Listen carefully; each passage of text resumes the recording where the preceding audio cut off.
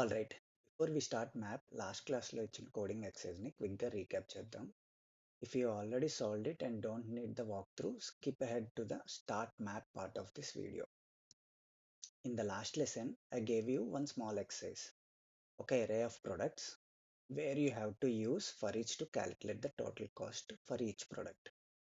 ఇప్పుడు step by step solution చూద్దాం using only what we learn so far. So మనం loop through చేయాల్సింది products అరే.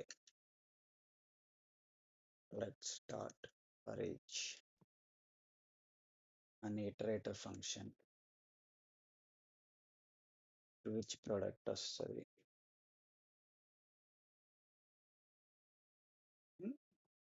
మనం టోటల్ అరేస్లో స్టోర్ చేయాలి కదా. ఏం పుష్ చేయాలి, మనం ఏం అడిగాము, price into quantity, simple. So product dot price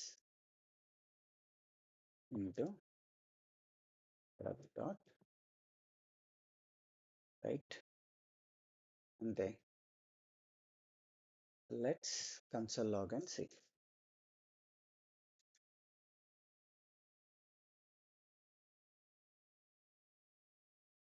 వచ్చింది కదా మనకి 10 into 330, 50 into 200 and 700 into 1 700.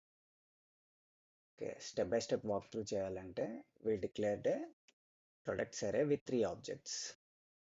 We created an empty array totals to store each product's total cost. Then we used for each to loop through each product. Inside the loop, we multiplied price into quantity and pushed it into our totals array.